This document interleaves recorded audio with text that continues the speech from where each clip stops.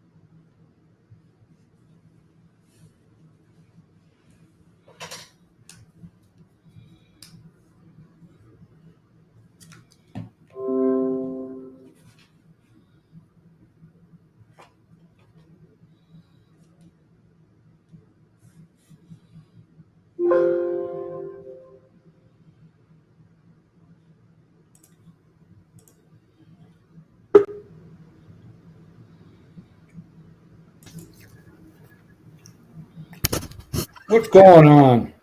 No, man, what are you doing? Shitty reception today. I don't know.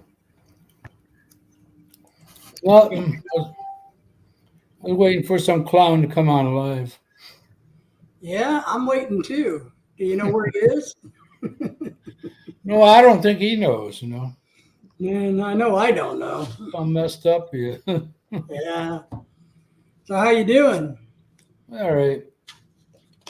Boring day as usual. Man, I'm going to do a whole video about why it sucks to be retired.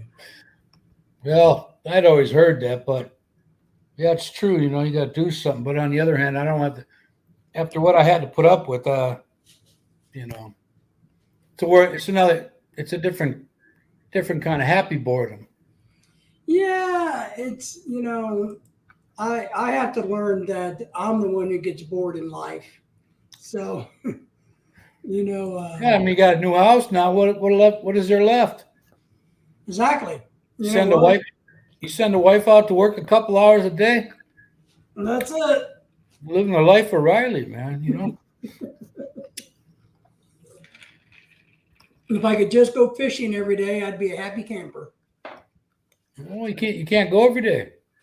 I know, but I tell people, and this is the honest truth, man, if that lottery, if I ever won the lottery, that's all I would do is travel the world going fishing. You know what? I've been into. Hey, Joe. Was that the Joe and Jenny from Mindanao? Yeah. I've been Dominican Republic, Puerto Rico, the Philippines beaches. And if you sat on any one of them, closed your eyes, you would know where you're at because it's all the. It is, to be honest. Snow in the mountains is snow in the mountains. Beach is a beach. Once you've traveled and seen and done, the only thing I'll say is there was no other place in the world that I've ever seen like the Grand Canyon. Oh, yeah. There's millions of beaches that look alike, but I was really impressed by the Grand Canyon and the uniqueness of it. Hard to believe that Eva Knievel will try to jump that in a rocket. Yeah, I remember that. I remember that. Man, yeah. That boy had balls. You got to give him credit. Yeah, he did. His son just Robbie? Yeah, I think Joe and Jenny, aren't you guys friends with Olympia Life? I'm back in America now in Wisconsin, but I live in Butuan. what do they call it? Like Aeon? My mother-in-law stays near that Resurrection Church. Hmm. Yeah, I think I saw you. I thought I saw that. That's the same Joe and Jenny doing motors or scooter rides with Kevin and his wife Maria. Probably a different one, I think. Oh, different one? Yeah. I don't know, man. Well, I can't really see that little picture from here. Yeah. Does Joe look like he could be your brother? My brother? Yeah. No, he looks nothing like my brother. I said, does he look like he could? I don't think so. Yeah. I really don't. All right. I have a very common face. Is that what you're saying, man? Oh, my wife was. Oh, Mindoro. Yeah, you don't hear too much about Mindoro. That Black Filipino TV, they moved over there, and I don't know what's going on with those guys, but they got nice personalities too. K and J. Yeah. I could have swore they're talking about moving back to Manila area. Hmm. Yeah. I think, everybody just has to find their sweet spot over yonder. Yeah, people fail to realize that. They can't believe that somebody would want to live in such an area like you live down in Arkansas and I'm here in Yeah. Wisconsin. Well, how could you? Well, I don't have any. I really don't have any. I got one daughter in Texas now. She moved back down there. They moved away from Wisconsin to Hmm. Texas when they were little. Then to California. One goes back to Texas. The other one's in Florida. And my daughter, just finished her. Another third daughter finished her master's. So now she's going after a what do you call it? Administration job. Oh, all right. Good. Because that's where the money is. And she picked social work, and I had a girlfriend once that worked that, and it's a thankless job, man. Yeah. Oh my God, it was terrible. So you must know Joe and Jenny. You must know Bruce there from Hmm. Shooting Star. Bruce? Yeah. Bruce Robinson? Well, I don't know what his. I've never caught his last name. It might, I think he worked for the city of Jackson. yeah. I think he has a beard, right? Huh? Does he have a beard? No. Oh, different Bruce. Too many Bruces. Bruce. I don't know his last name. He has karaoke and I think Monday, and then yeah, I think well, I get on there Friday night after my live stream's over. I think he starts his. We're in the same time zone. Ah, I think he starts his at 10 p.m. ah. So where's he out of Charlotte, you said? No, Jackson, around that area, Jackson, Mississippi. Oh, Mississippi. Okay. Oh, he's in Missouri. I could have swore it said Mississippi. But Joe is in Missouri. yeah, that's me. I don't read stuff. Yeah. But You see the Bruce's channel is out of Mississippi. but Yeah. he's a good guy, Yeah. Yeah. His wife passed away on him. I don't know how far back. I never asked him. Yeah. He probably didn't want to, but his daughter looks just like his wife. I And think that's probably one of the toughest things for anybody to do. oh, well, my uncle, my dad's youngest brother, he's got cancer, and his wife died last year. She had cancer. His first wife's name was Rosie. She was blonde, beautiful looking. I don't know her. He messed around with her with a ugly woman, according to his daughter from that marriage, Jody. She's beautiful. Jody's good. she died of breast cancer. My first Auntie Rose.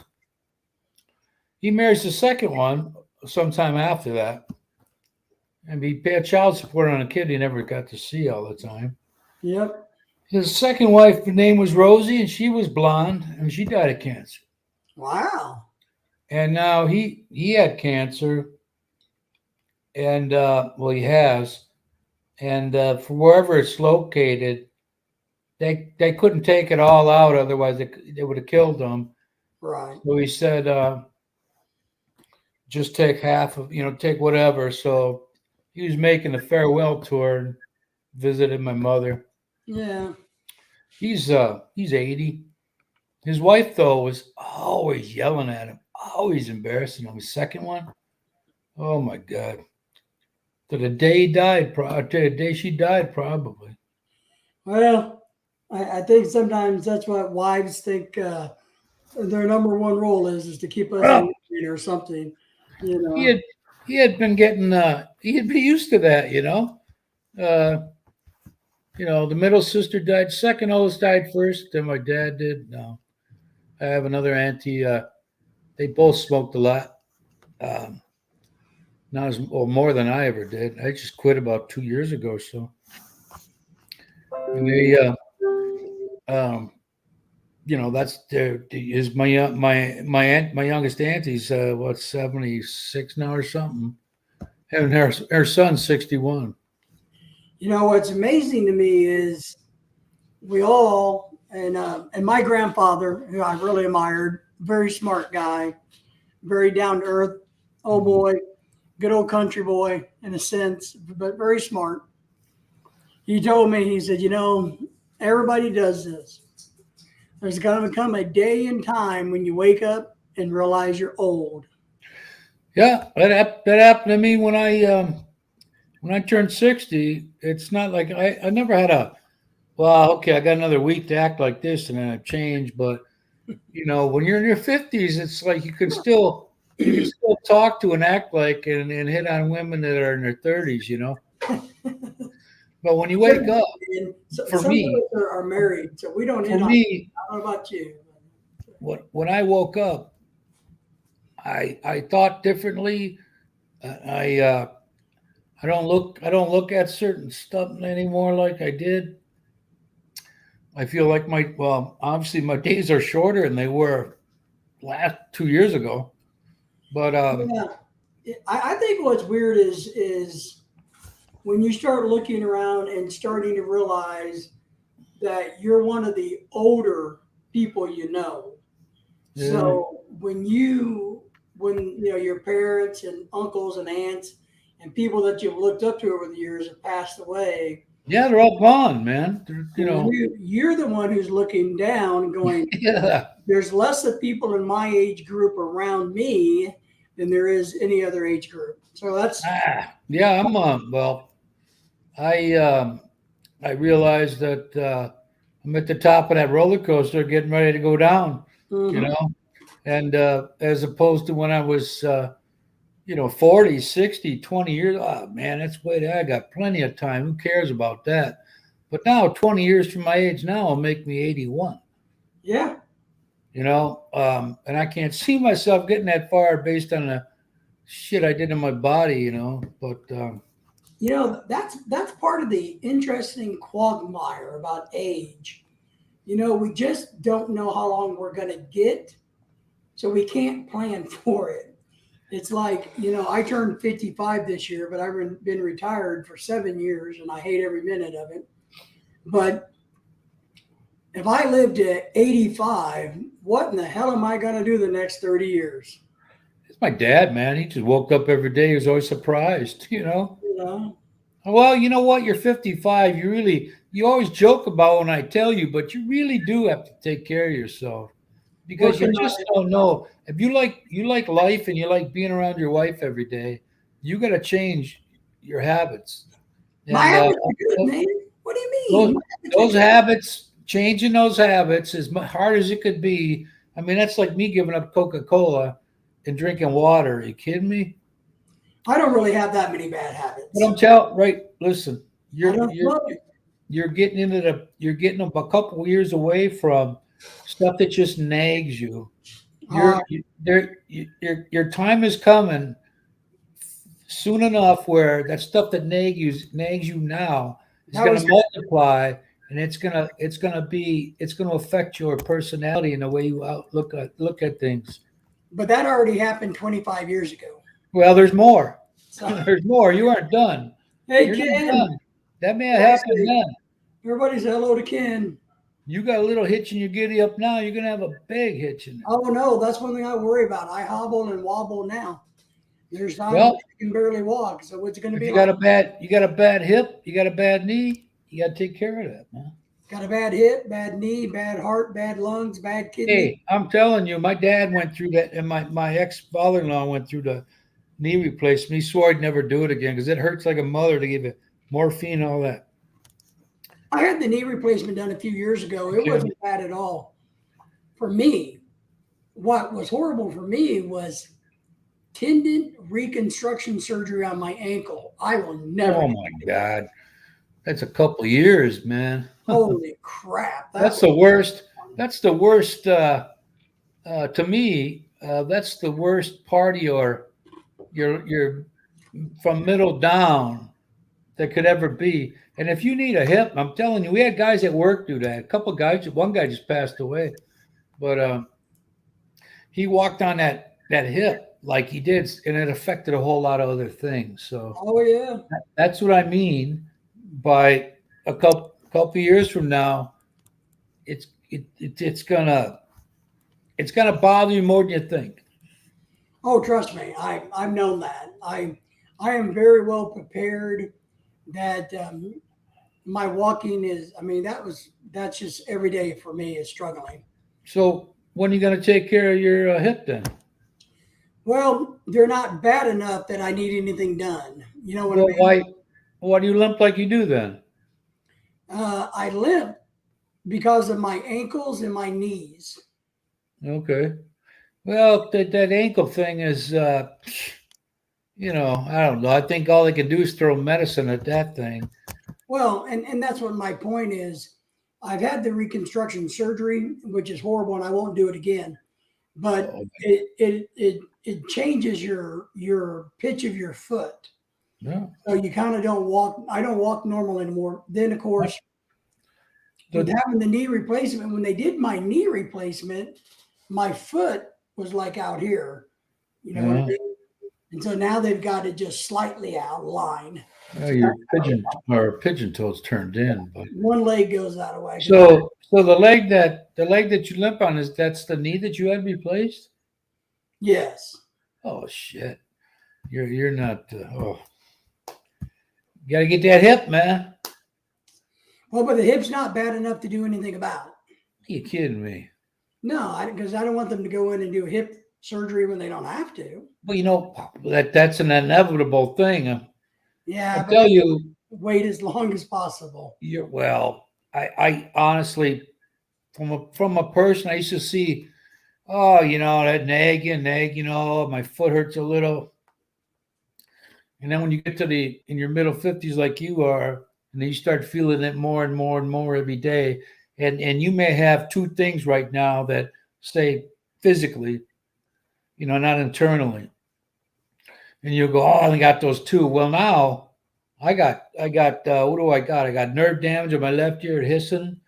I got fluid on both sides of my brain putting pressure on it. I got what do they call it? Vertigo now. My lower back, the two discs are flat, and my nerve canal is narrowed. And if I take and have that operation done, I could end up put myself in a wheelchair. But so every day, I mean, then I got short-term memory loss. I can't remember short-term shit for nothing, But yet every time there's always something they heap on, and none of the other things get eliminated.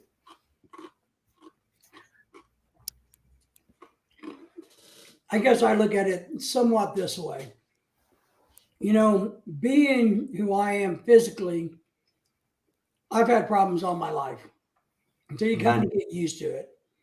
I also know that sometimes the fix isn't any better than the problem, medically. You know what I mean? Oh, And yeah, then I know what you mean. the other thing from my standpoint is, and maybe this is kind of weird, but I've died 4 times and I've gone through a coma that was unbelievable hell. So having a hitch in my giddy up really is kind of small potatoes Well, on my overall issues. So if I can function otherwise, I can kind of tolerate the old manness in me. no, man. Ay, ay, ay. I got all these things, and I shit. There's nothing I can do about any of them. I mean, I could Right. have the back and a canal done, but that's a year of being bedridden. Yeah. So why do it? And that's kind of my point. Well, it isn't because it's a year. It's because I have a younger son over there. Hmm. Um, you know, I don't want to be. I want to be able to do a little something. Right. Because I had this lady get on. Well, I had this lady get on my bus once, and she was in a wheelchair, and we at that time we didn't touch them. They had to roll themselves on or whatever, and some people helped her on, and I called up and asked about it, and then the guy got back to me. He said, "Yeah, So if you get hurt while you're doing that, you're in a different." That's right. Liability issue. But she was crying, and she said to me, it reminded me of what my doctor said. She said this before I ever went to see the guy, I believe. She was crying. She said, "Don't ever let him don't ever let him open you up." I said, "Why is that?" I said, "Yeah, my guy said this is this and that'd be easy." He said, "That's what they told me. Now look at me." You know? And man, so that got me, and I was gonna have it done after the cyst that got removed up here, but they wanted me. The schedule maker. This chick is like a car salesman, and then she's like, "Well, we get you in on this date, this." And I thought to myself, the kind of luck I have, if I go have that done while I'm off for this, the cyst, and they find out, I'll get fired. So I don't think I better do that. So then November came around. I called up. She says, "We're looking at like February, March out." So I figured she'd give me a call back. They never did. So my lawyer though called up, had that doctor write on something. I had a friend at work who's worked on his shoulder, and he got his disability, but he's still wrenching. And I thought to myself, you see these undercover things, Mhm. well, you're off for this, and he goes, "Oh, my guy told me not to worry about that." I said, I'm not trying to tell you should or shouldn't or should or shouldn't. I'm telling you what could be. I said, if somebody got a video of you working underneath the car, getting yourself up and down with no problem with that shoulder, they're Yeah. they're don't be Well, stupid, man. in the Don't very least, they could just call them back in for a re-eval.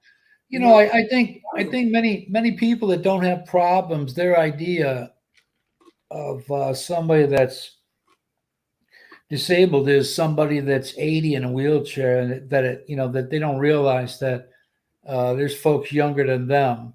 My cousin Doug, he's like 65 now, I think, or 66, and I got one for my car, that little placard thing, Yeah. and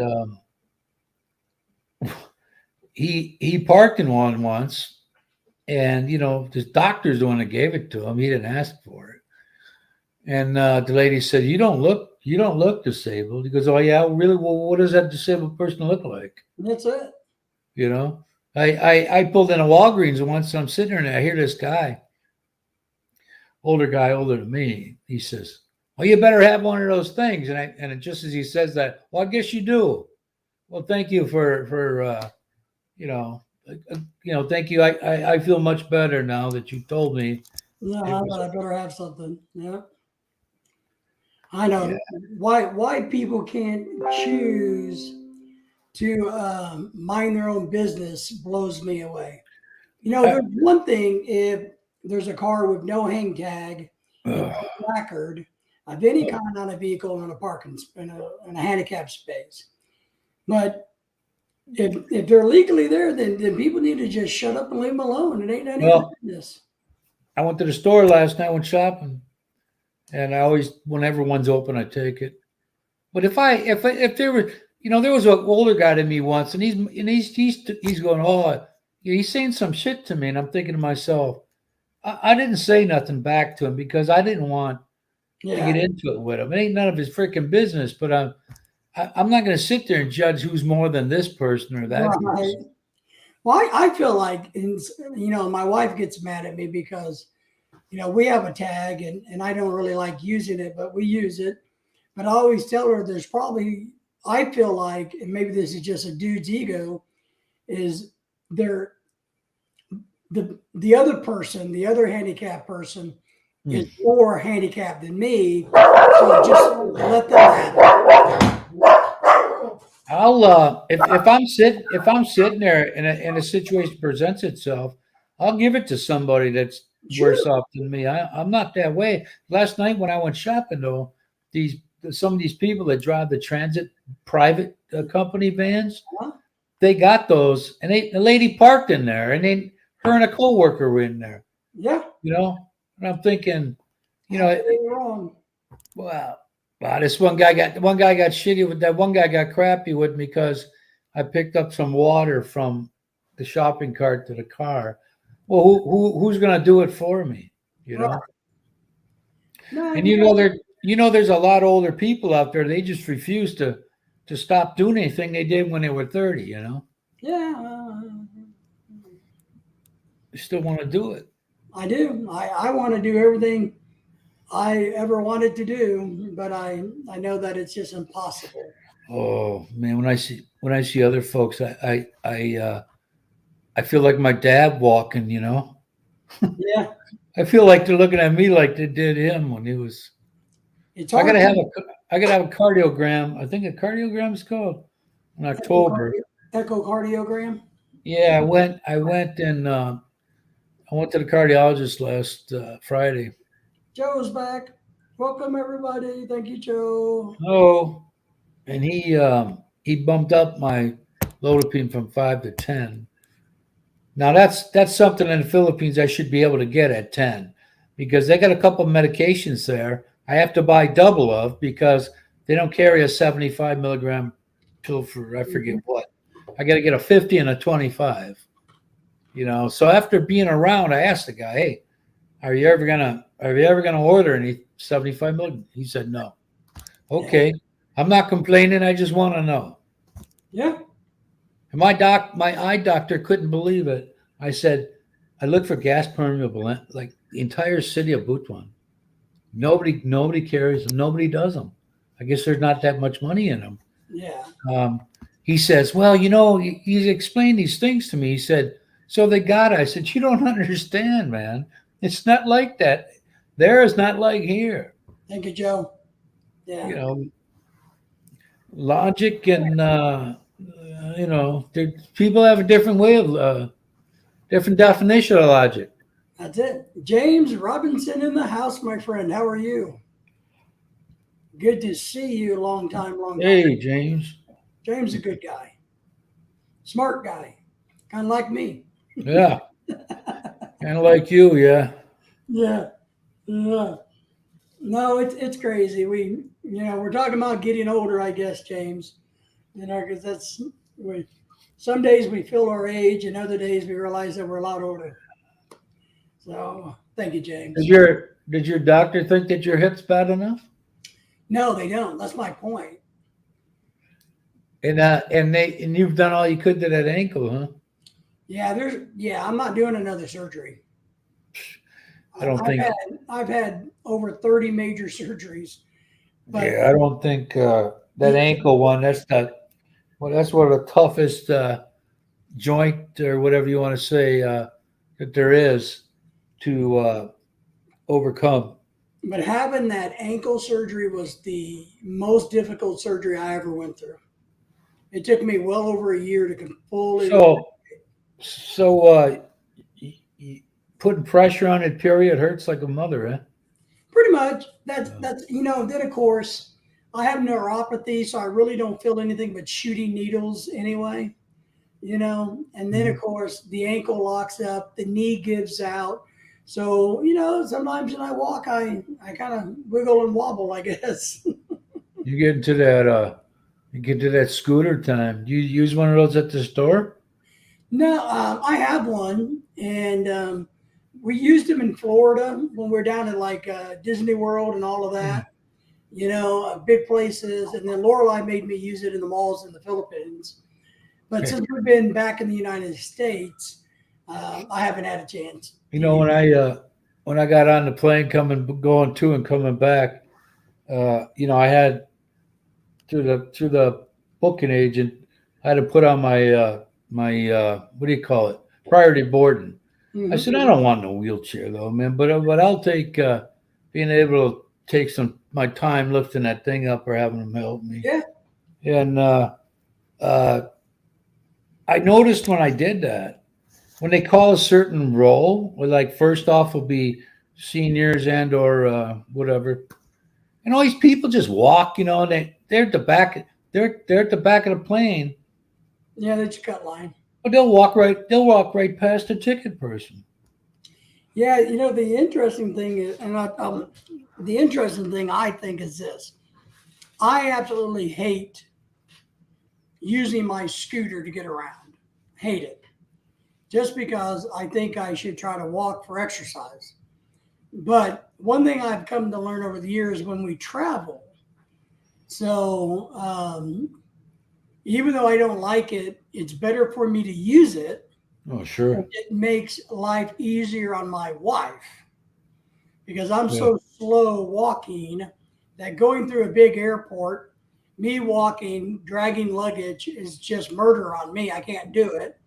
So she has to work harder. So I've learned over the years that even though I don't like it, it's better for my wife if I suck it up and ride the damn scooter. Yeah. Yeah.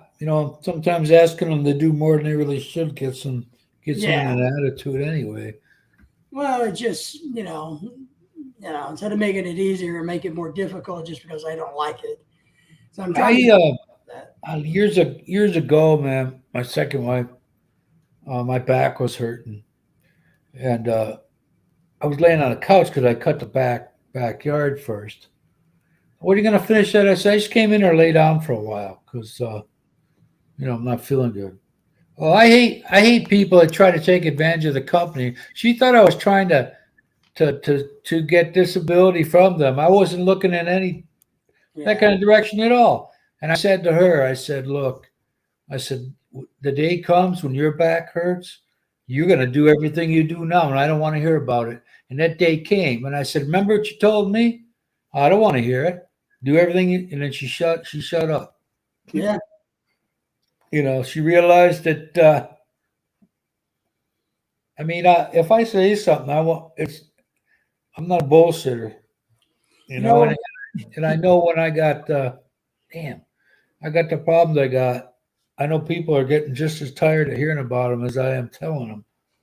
Here's a funny thing. When we were in Korea, thinking about the wheelchairs and everybody getting priority, hey, Mr. John, how are you, kind sir? Good to see you. Hope you're doing well in California. Oh, man. But we were in Korea getting ready to board, and I thought it was funny because, hello, check out the rallies. Good to see you. We hope that you're doing well out there in the land of the PH. But in Korea, they had people coming around and getting the old people and putting them in wheelchairs, because it's a courtesy thing, part of their culture. And girls, be nice.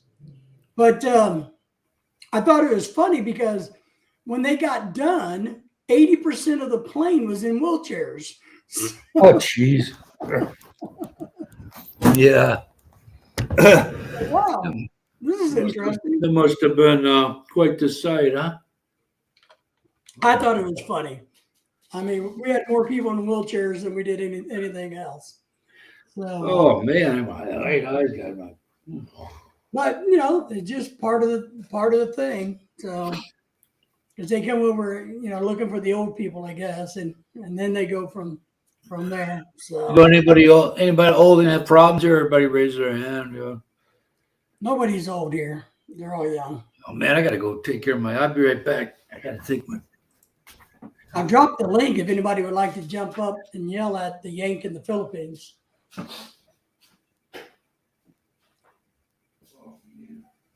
John, how's California today?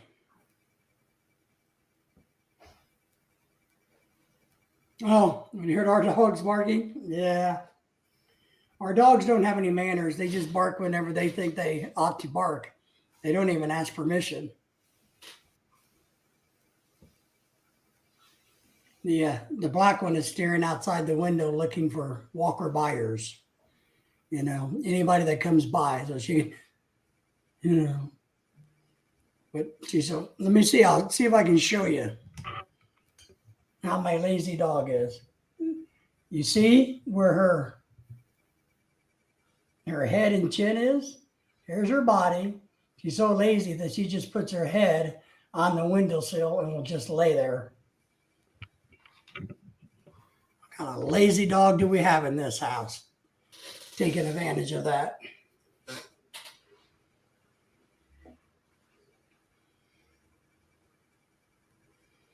So we're new in the neighborhood, or the neighborhood's a new neighborhood, and for some reason every day we get all kinds of people walking by, even though these houses aren't even occupied.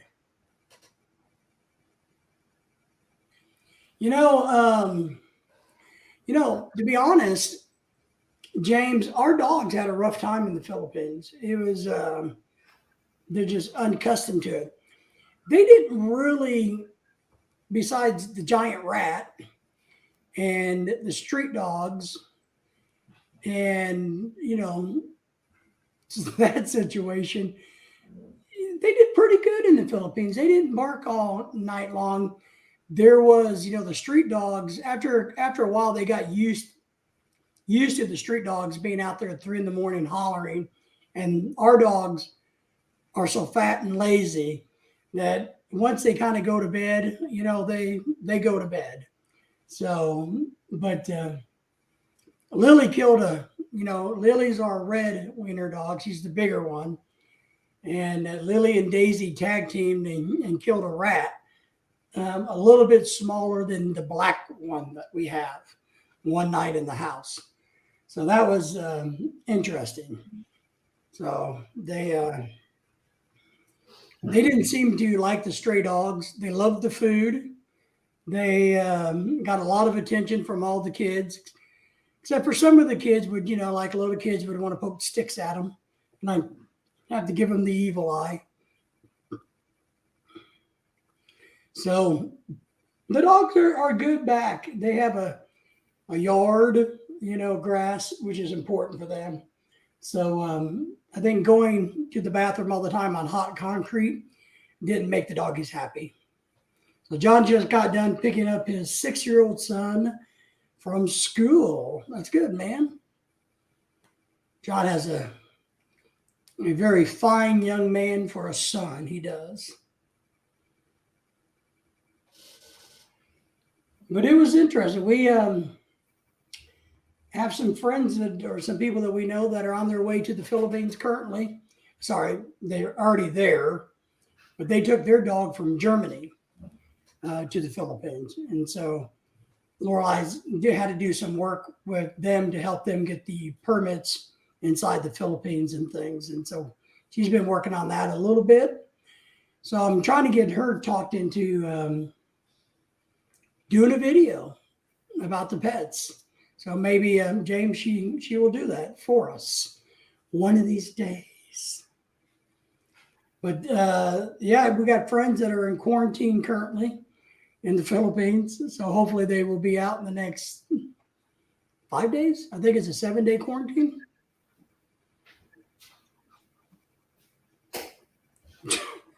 John needs to take, I need to take the dog in and have him cut so he doesn't run off looking for female dogs.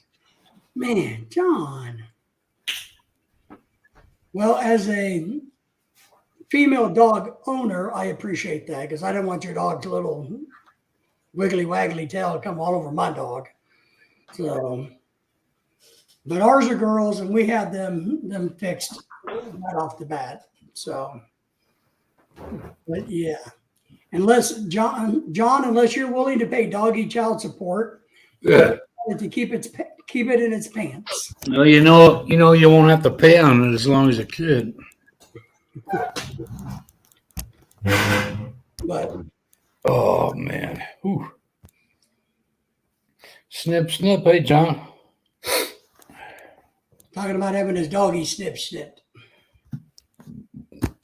I don't know, man. I had a lab shepherd. We didn't do it.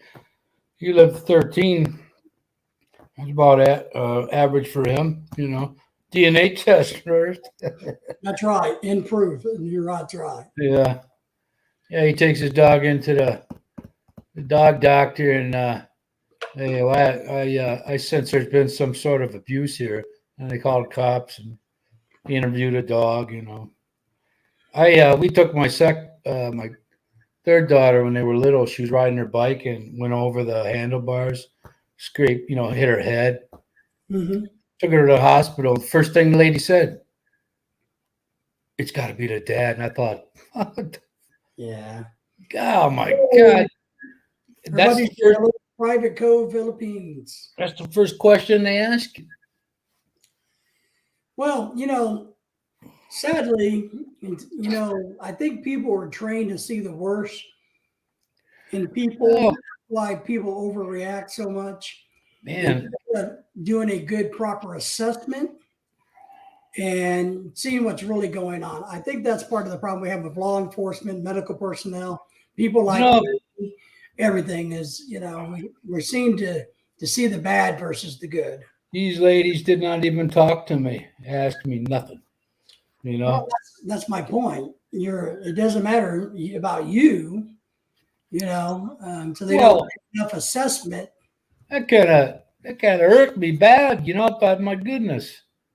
Well, obviously they don't know me, but they don't know me well enough to be saying what they're saying, Well, sometimes people make assumptions off the way people look, and maybe that's what it is. I don't know. I was sitting in front, and she was about, golly, man, I think she was about 6. She went down the other side of this block around, the one that faces my backyard. And that whole block is a decline all the way down the way she went. She lost, scared and freaked out. And when she came on walking, I was sitting out in the front of my house. She came around corner, man. I'm like, oh my God. She looked bad. Mm.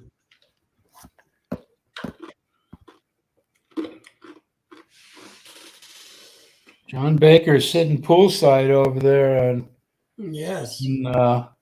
balmy California. Bakersfield, I think. I think Bakersfield is where. I looked at properties around there, and he got a good one, but the price they wanted for some of this crap was, plus I had a friend in the army from Massachusetts. They always called it Taxachusetts because of the taxes. Yep. But Massachusetts don't have anything on California. Yeah, 22 hole through his middle of his hand. Jeez, John. Hell yeah, you gotta have documented. You kidding me? Oh yeah, definitely. Or they're gonna say that you did it. You abused. I mean, there's a lot of that going around here where there's little kids, 2-3-year-old dying because a family member left a loaded gun laying around. Yep. And if the kid hasn't had any I mean, I was a kid, I see my dad put his stuff away. When they ain't around, I want to look at it. I want to feel it. Sure. I want to touch that 6-shooter he's got or that rifle. But probably I don't know if your nephew went through a gun safety course, but Well, I think the gun safety classes are good, without question. The more knowledge well, you give yeah, that person, the better. I mean, everybody wants to emulate the older guy, but they forget that they got to start somewhere. Yep. It's No, I agree. I Eight in a day. Holy cow! So he figured it about time after he leaked a pint. Did he wrap it? Did he wrap that hand up, John? Did he put pressure on it? He must be one tough kid, then that's for sure. Our Cove is saying hello to the Rileys tonight. Maureen, Michelle, and Kim. We got 2 of them there, huh? Hey there, Maureen. How are you? Good to see you. Glad you're here. Hope you are truly doing well. Lorelei sends her hello. Yeah. He's not here, by the way. No, she's David's got her working. I got her doing that work thing. At least she gets out of the house. Come back to a nice house, go to work, have some fun. Yeah. You know what? I remember you telling me she worked at Walmart, I think. And I went to one. Well, I go to the one. I used to go to one on the South Shore, where Mother City I lived in. It's open 24 hours. Every time I was in there, the same lady. When I look at the movies, the same lady's looking at me, and I felt like getting shitty because I've made more money in my life than she'll ever see. And if they feel that bad about it, then frisk me, and then we'll go to, you can talk to your lawyer, I'll talk to mine, man, because I was fed up with that. And I went to one where I live now, and I was in electronics, and nobody's in there, not a single person. So when I go shopping, I know what I want. I get it and go. So I'm zipping. There's more than one time. All of a sudden, there's 4 of them, like you're gonna block this aisle, And then there's this other guy standing there, probably one of the assistant to the assistant managers, Right. And I didn't say nothing to him. I just looked at him. I should have said, what the hell is this, man? If you got that much doubt, why don't you just call the cops and we'll all talk about this? I walked into their outdoor lawn garden, and I zipped out because I wanted to get some mulch. So that was end of the season. So they, like, right now they got all that stuff up, way marked down. Mm-hmm. So I'm the only one there, and then this kid comes, this other underling wannabe manager guy comes flying through the doors. I'm the only one out there, and I'm thinking, what the hell's wrong with you, man? You got cameras here. Does it look? Have you seen me on the video before of chucking bags of grass seed over the fence or something? Yeah, Walmart's like Oh man. it's like a sanctuary of sorts.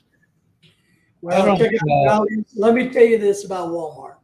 Uh-oh. Walmart misses you more than you miss them, because they love it when we come and spend way more money than we ever intended to. Yeah. You go in to buy one bottle of water and you come out with $200 worth of groceries and crap.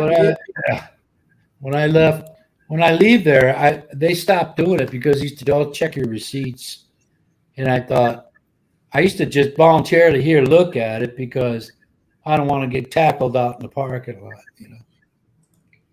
Yeah, and that's an interesting question legally, because after you technically purchase it and give them money, they have no rights to anything. So, but then it's still their private property until you get into your car and leave. The way this works is, I saw it when I was working, that I saw this undercover cop car sitting in the aisle, and I thought, what the hell is he doing there? Well, apparently there was this Spanish guy that stole something, and they watched him. And as soon as I fired up that motor to leave, then the cop came because they give you every opportunity to go back.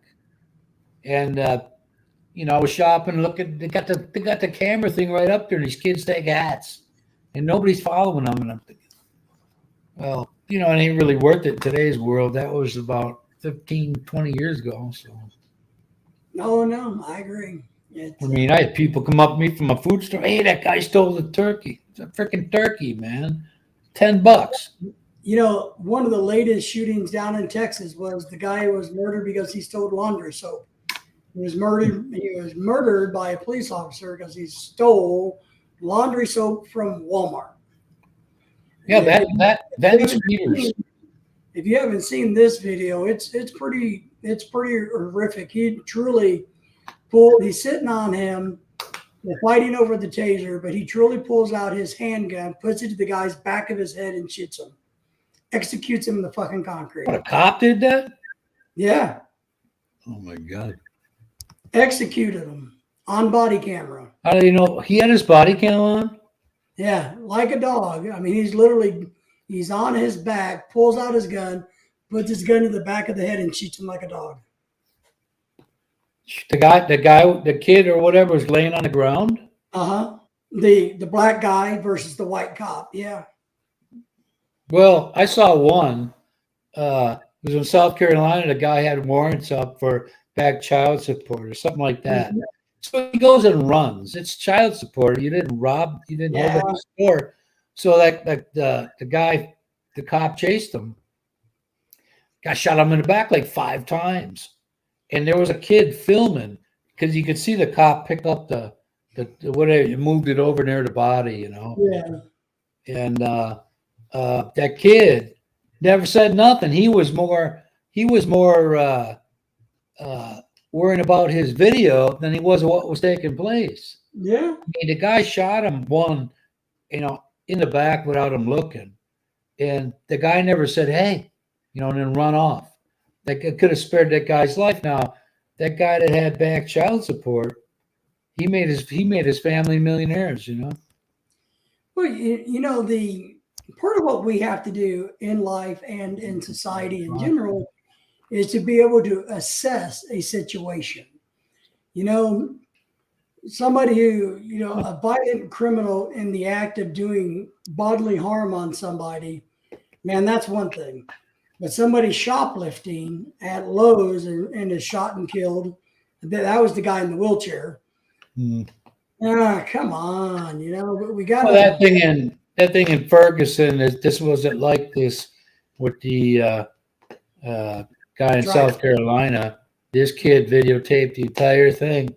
Yeah. And there's no way, everybody's saying what a good guy the police officer was, and but we had one here in a nearby city where the cop was black, and the cop had a hit. He had his 3rd kill.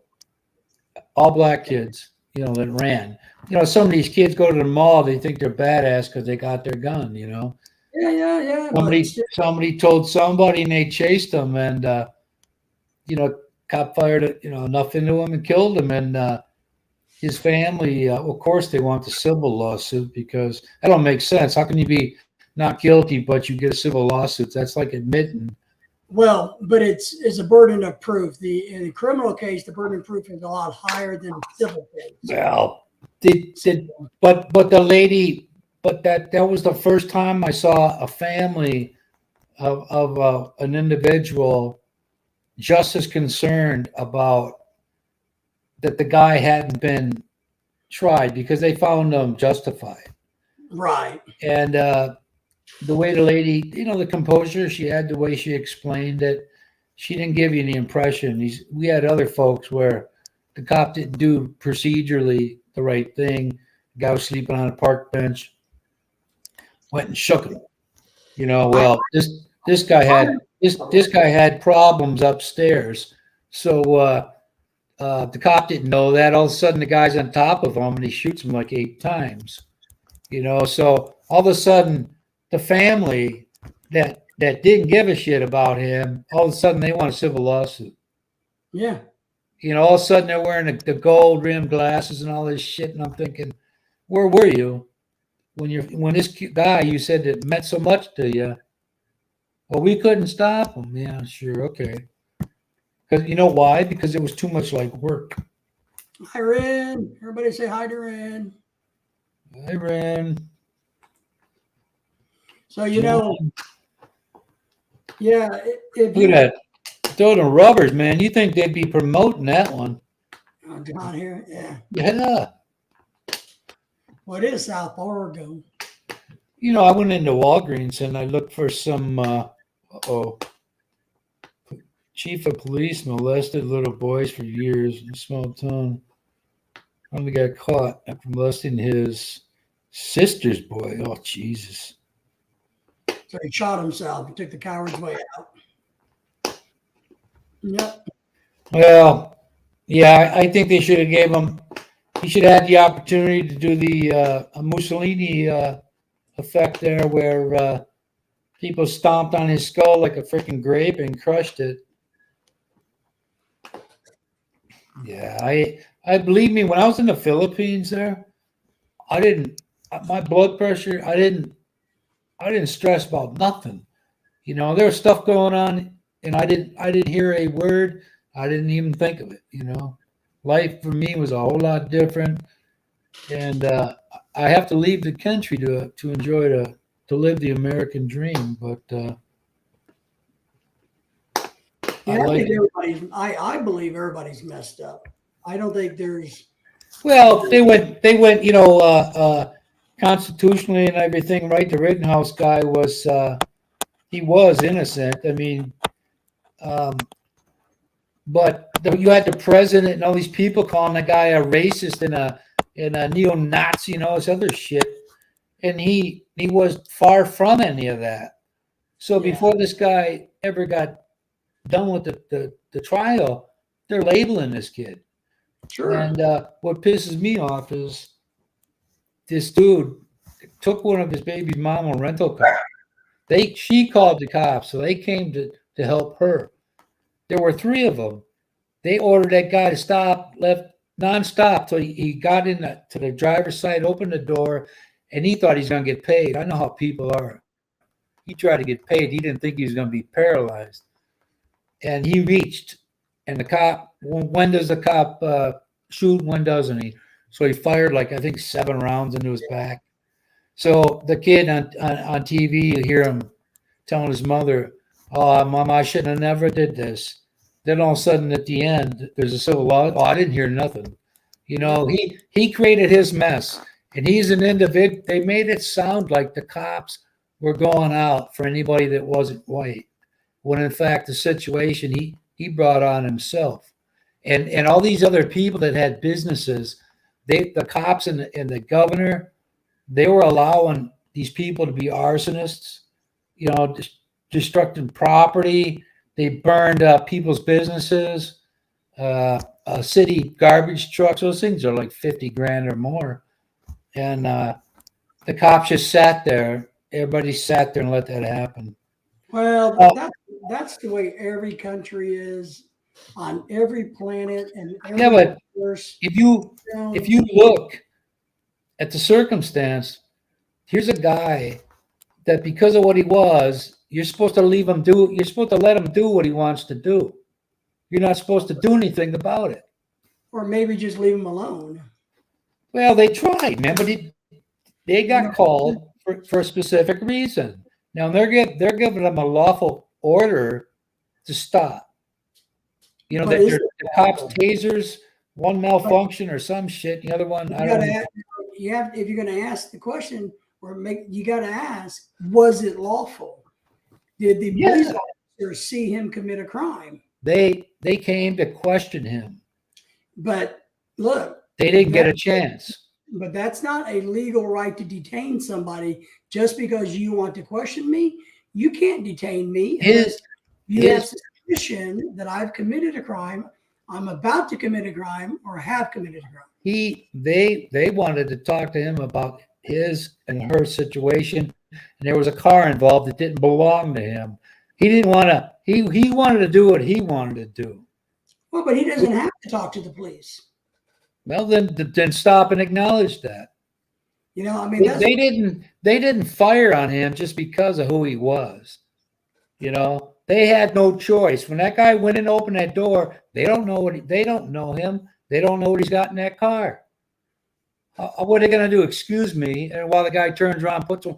I tell you, I saw a video on a cop that was searching this guy. He was looking for this guy, knew the address, called him up on the phone because he wanted to talk to him. He goes and talks to him. In the middle of that conversation, the guy walks back into the house, goes out of sight, and comes back. He came out. The cop started talking. The guy started putting his hands in his pockets. That cop ended up getting a bullet in between his eyes. understandable. I get it. You know, Yeah. but the thing is, there's good and bad on both sides. Yeah, but in that particular instance, there wasn't any bad. There wasn't any bad. He didn't give those guys. Those guys did not know him. What is all sorry, sir? No, we don't need to ask you nothing. You know, we got some what do they call it? Spousal abuse or domestic violence or something. No, that's okay. Go ahead. You know. Well, I So think nobody bothers. A lot of the cops today up here. When I drove at night, when I was a kid, you go flying down the road through a red light. That's automatic. They're going after you. These guys now, they watch the guy go because they have different prioritized things to do. But it sure doesn't look like prioritized, you know. And the longer you let people get away with stuff, the more they're gonna keep on doing it. If you were a kid and you were only allowed to have so much chocolate, and you had to obey and listen. But when you know you can get some and nothing's gonna happen to you for getting it, you're gonna keep taking it. well, and that's where I go to. And part of my philosophy and leadership philosophy in life is you, the individual, has to lead by example. So the firefighter, you, me, the police officer, the criminal, we have to lead by example. If we want people to behave and act a certain way, then we have to be willing to do that and hold ourselves accountable to that. That's what I do. Yeah, Well, I told my son, I said, I'm only coming back here one more time. That's when you get married. I told my mother, I said, you know what? If it's wintertime and you're done, I'm not. Don't count on me being there. She said, that's okay. I'll be dead anyway. But I can't take that ride on that plane, you know. Yeah. But they had a video showing what happened. You just didn't have an audio, and they showed it. Yeah. So the police, the governor should have been liable for that arson, and they should have paid restitution for everybody that lost a business because of this. Because if you're Johnny Bananas and you go torch a place, you're going to get arrested for arson. You're going to do like murder time for that, you know. So what a lot of people here are doing is they're just letting people do whatever they want to do. This stuff is getting out of control here. But that's all right. I mean, it's 5 years, huh? And he was an iron worker, John. That's 5 years is ridiculous for an iron worker. Man, that is pretty bad. Oh my God. Yeah, you know what? That smell of metal, man. It reminds me of a foundry. You know, it's like an aphrodisiac. I don't know what it is about that, but iron work is one hard job, man. I mean, hard job. Yeah, we had 3 guys that died building. It's called the American Family Field now. It was Miller Park, and they were way up, and that I forget what the hell happened. I think the cable that was attached to that car, the thing we were in, the wind. It was windy, excessive wind, and it started moving around, And before they could get up, before they could lower them down, that cable broke, and they plummeted down. It delayed the opening for another year. Matter of fact, I don't know if I still have them or not. But the last game that was supposed to be played there was on my birthday, 1989. Oh, what a souvenir this is. But 5 years to court, huh? Now, you know what? I don't know how long ago was that, John. This stuff is a lot different today. Yeah, it is. In a matter of fact, what disappoints me about the way it is now is that when you have legitimate issues, they just it's like uh, anybody and their brother can put in for it, Yeah. and everybody is treated like, well, should this guy get it or shouldn't he? It's ridiculous. I always thought it was about because the individual had a very just reason for getting it, but I know a lot of people that they got it. No, I do too. And like we talked about earlier, it's kind of hard to really say who's handicapped and who's not. Hmm. But you know, sometimes with the disability claim, you can kind of go, for some of us, I would love to be able to work, and it ain't gonna happen. So I would have loved. I from the get go with my situation is I asked questions, and I finally started to go get second opinions because everybody got tired of hearing me. And then when I got him, this one lady's idea of me relaxing was having a few beers with my friends. I said, "You guys are totally missing this thing here. I'm not talking about seasonal depression. A lot of folks got that, but it took them 6 years to finally say, "Well, we can't do nothing for you." You know, so I go into the neurosurgeons never referred me down to the neurologist, and I go down there. I see this guy first 2 times. Next 2 times, I'm paying $50 as a specialist out of pocket. yep, okay, yeah. So I go there for like the fifth time, and I asked the lady, "Who's he got me seeing?" She's a student. She said, "Yeah." I said, "No, no, I want to see him." I said, "Every time I come in here, I fill out this. Why don't you just make a copy of this page I filled out the first time because this is all the same thing." I said, "I'm giving you money and I'm walking out of here, and I'm no different." And it really aggravated me.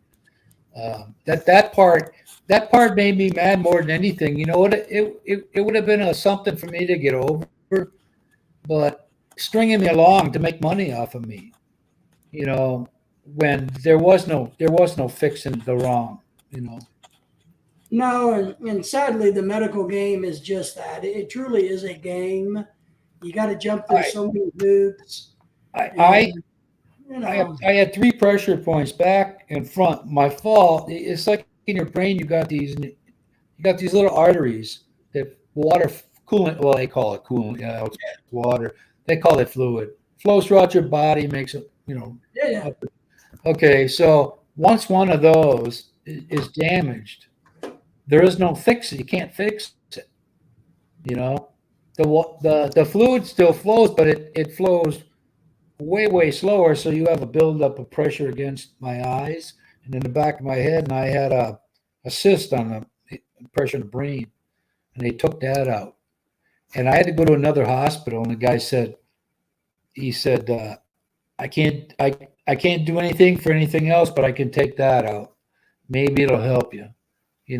My balance now, if a cop ever pulled me over, I wouldn't be able to walk. I wouldn't be able to walk that line for nothing. I can't. My equilibrium's all messed up.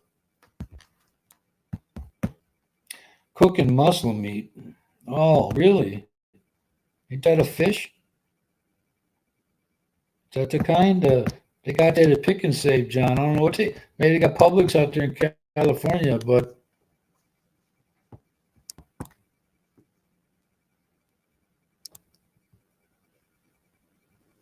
yeah, fine freaking times, man. Uh-oh.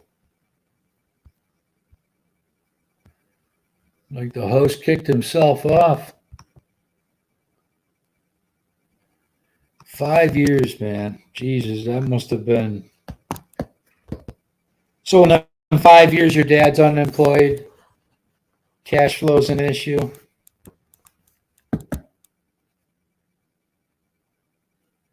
Is that what that is, John? Is that the kind of muscle I'm talking about? Is that? I always thought of that stuff as some kind of a.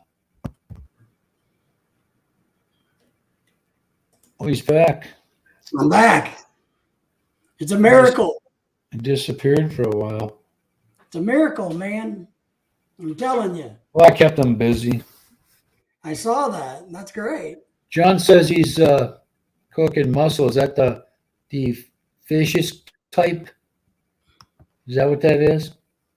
So he's the little crustaceans. Yeah, it reminded me of a barnacle or some shit, something like that. We eat those. My wife and her friends really like it. They're easy to cook. Yeah, my wife liked it too. Onion and tomato, and man, you gotta like a she got this expensive kind. I don't know what it is, but you take her. I took her into an Asian. There was an Asian store, where an old Coles food store used to be, and it's cold in there, and that is an Asian's aphrodisiac because when they walked through the door, I couldn't. She was off, man. They got all kinds of stuff there, and it's like, they're like octopus, Well, it's like those. There's one in what is the name of that store?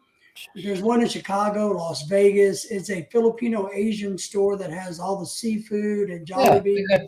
They got Vietnamese, Cambodian, wherever you're from, Laos.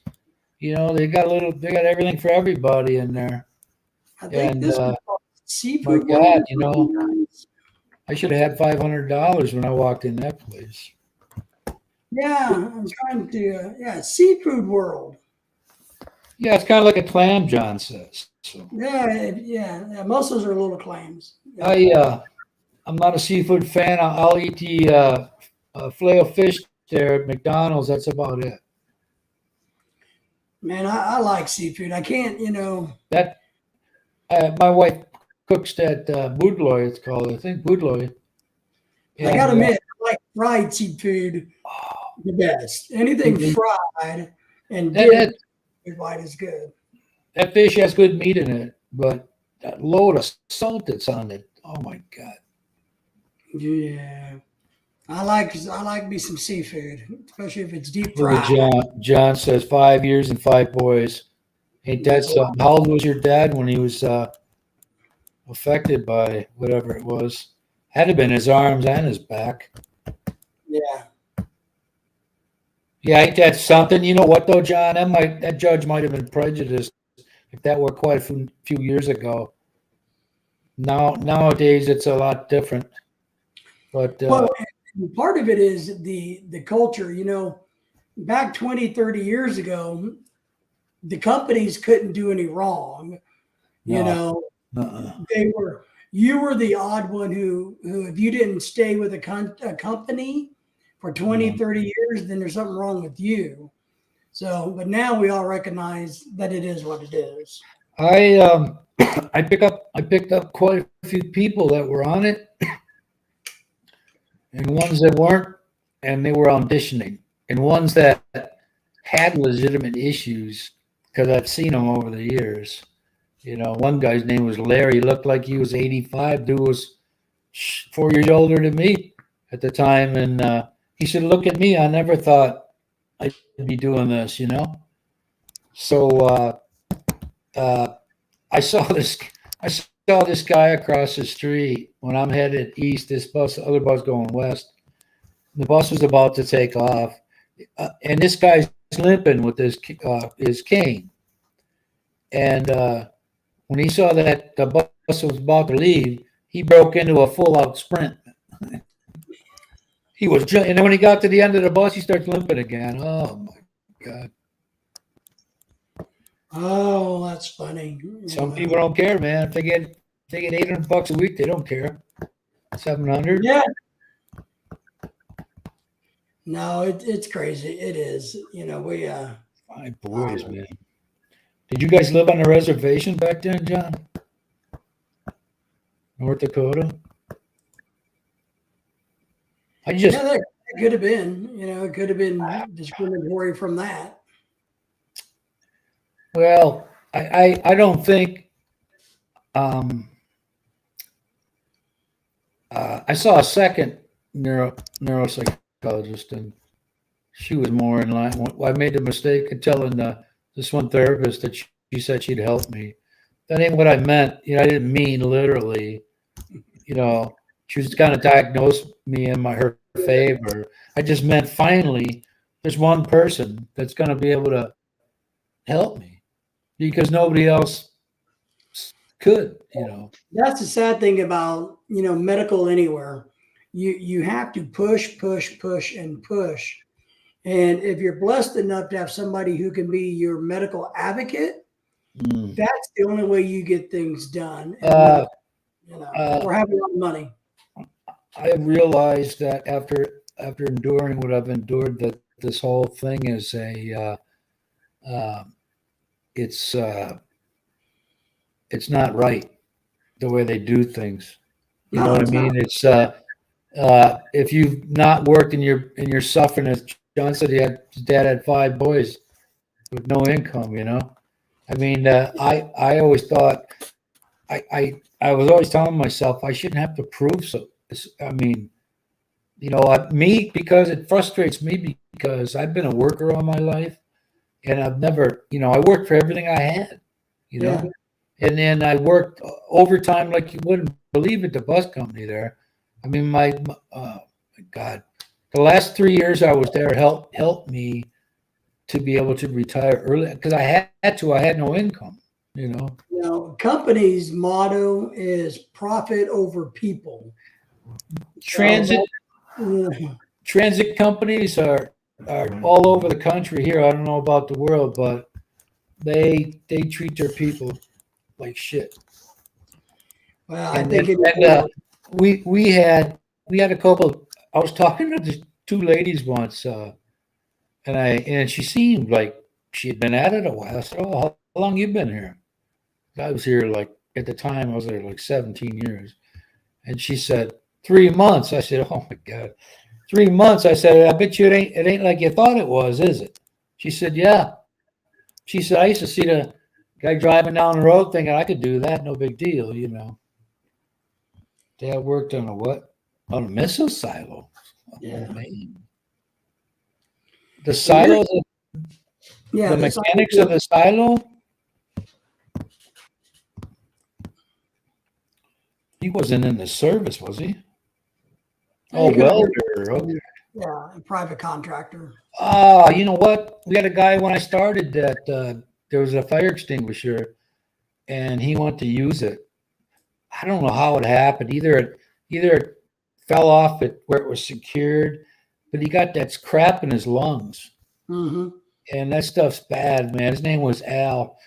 Him and his older brother, worked there, and you didn't. These guys talk Polish to each other all the time, but you wouldn't have thought they were brothers because one, his brother was he hated the job more than I did, and that made me feel good.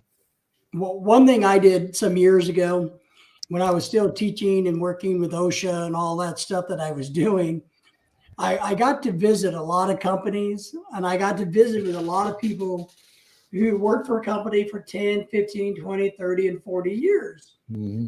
And here's one thing, and I think this is just funny and humorous, is I would ask the guy who worked for ABC company for 20 years, wow, you must really like it, you know, to stay here 20 years. And his answer would be, no, I hate it. And I'm like, well, why would you stay? Well, because I don't want to go anywhere else. You know, I can't get paid what I get paid after 20 years. The guy who did 25 years would have the same answer. No, I hate it. They're crappy people. You know, 30 years, 40 years, the same answer. No, I really don't like it here, but I stayed because I can't get anything better or do You anything know, better. in addition to that, what the grind is, I was in a factory for 15 years where, my God, they started, they eliminated my position, and I was guaranteed my wage for a year. So I was making $18 in 1999, Yeah. and I would have had to have gone down to 12. And my cousin's my age; he just retired. That place only had an $800 a month pension to begin with, but when I started, I was 23. I didn't know, you know. Yeah.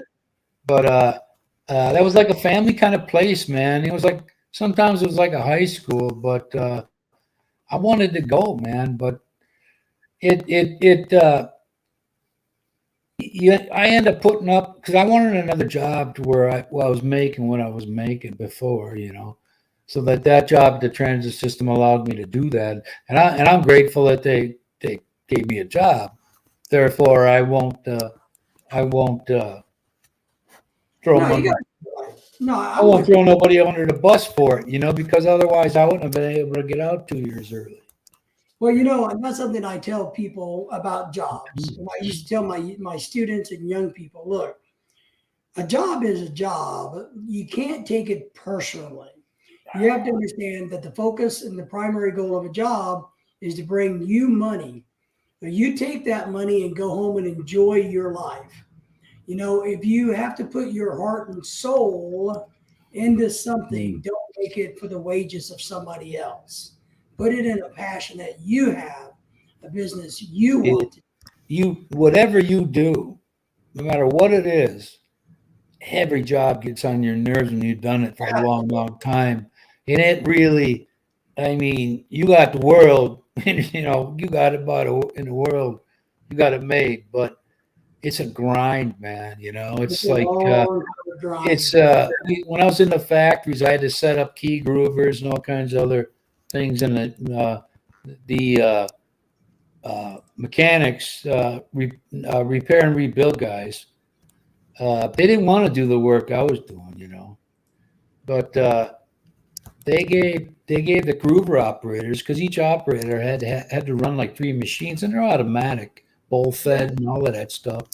So I got a call. I came over there once, and one lady I bitched at first, and it made me feel bad because she was crying. And the other one was a regular operator.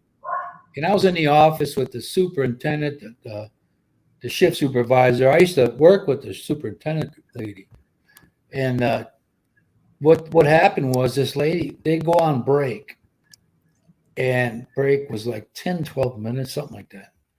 And the key growers they'd leave them run. Well, they leave them run, that hopper'd fill up, and they back up the track, Yep. and they get into the nest plate. These are all hardened pieces. The cutters alone were $900 a set. Yeah. So I just put brand new cutters in there, and they get like 5,000 keys, and that's it. When they're supposed to get, tens of thousands of keys. And the lady, we were in there talking, and I can say this because I'm not the boss. She said, "Well, I don't think." I said, "That's right, you don't think, because you let this thing run. You guys got an upgrade running this machine because you're supposed to do the adjustments. Right. You know, well, all of a sudden the backups would say, "Well, I don't feel good about it." Well, you got extra cash for this. That's your job, and they would purposely f it up. So Oh yeah, yeah. I mean, we as humans, no matter where we're from, definitely have a man, tendency to sometimes want to take the easiest way out and pass the buck, even though it's our responsibility. We definitely want to share the wealth with others. yeah, when I give free and friendly advice, I do that to everybody I know, all the brother-in-laws I have. I said, this ain't costing you nothing. Here's what you need to do. A lot of folks, they don't want to have to do the work to get ahead. They Oh, want to I give agree. it, I agree. they want to give it to them. That and when somebody in the Philippines says we use the word support, I said, look, I supported my children twice, two Yeah. different sets, and I did work I didn't want to have to do. Why? Because I had, I had to. Yeah.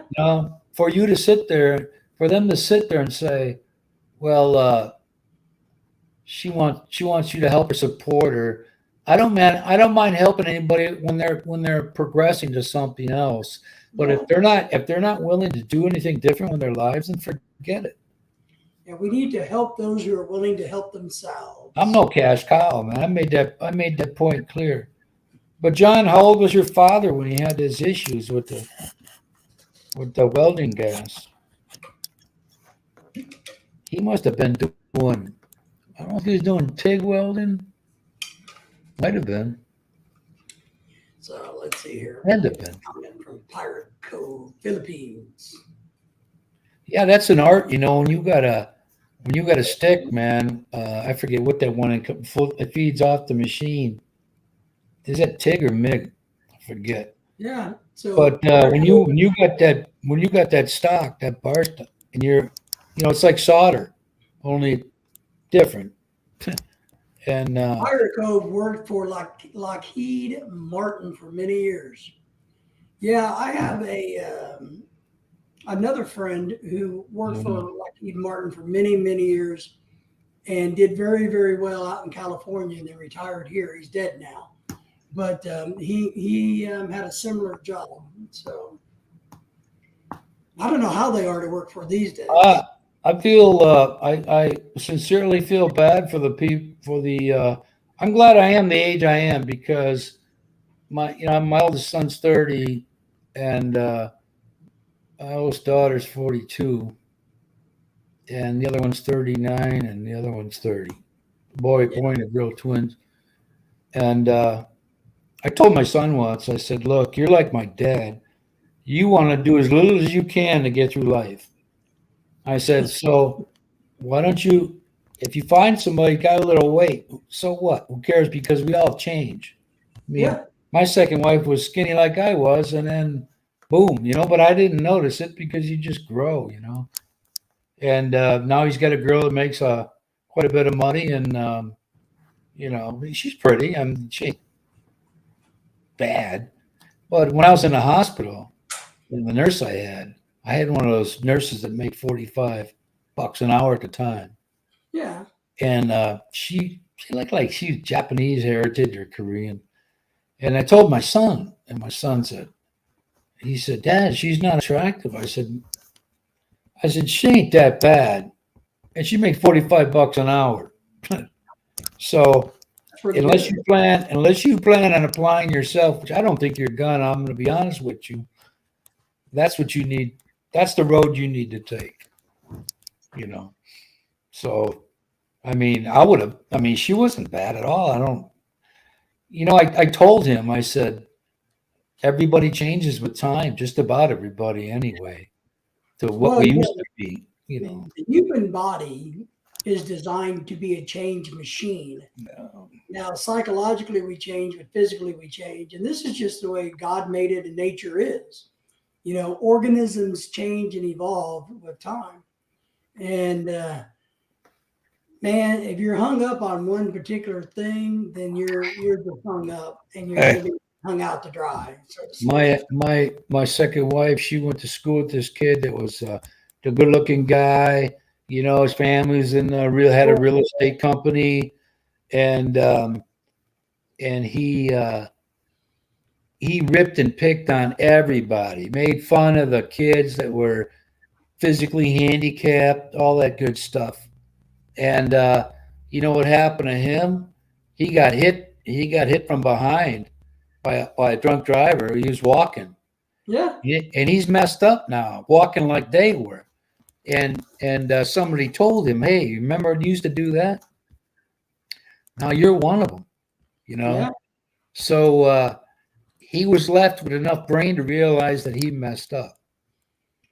Well, sometimes we have to learn the hard way, unfortunately, but man, it sucks when we have to learn lessons. I mean, when I was in grade school, I did that with these other punks, but I didn't like the effect it had on the kids that were being teased. Kids in we used to call them special C's. I mean, the kid picks gum off the ground, starts chewing it. Of course, that's Hey, nasty.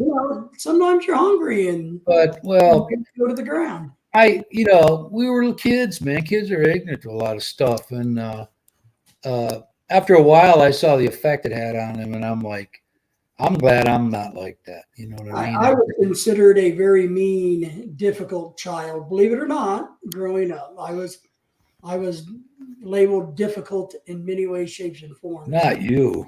Yeah.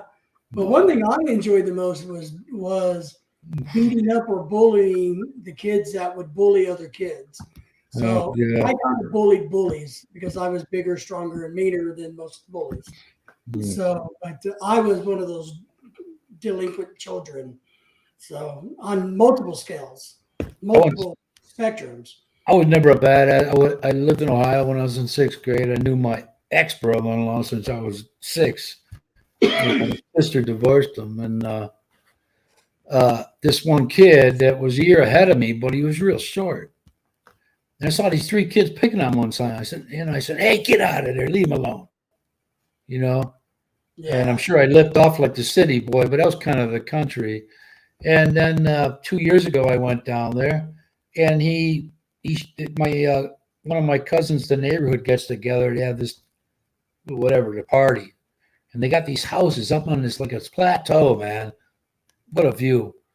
So, at first I didn't remember him. Then he told me a couple of things, and I said, "Yeah." When I told his kids to leave you alone, did they? And he said, "Yeah."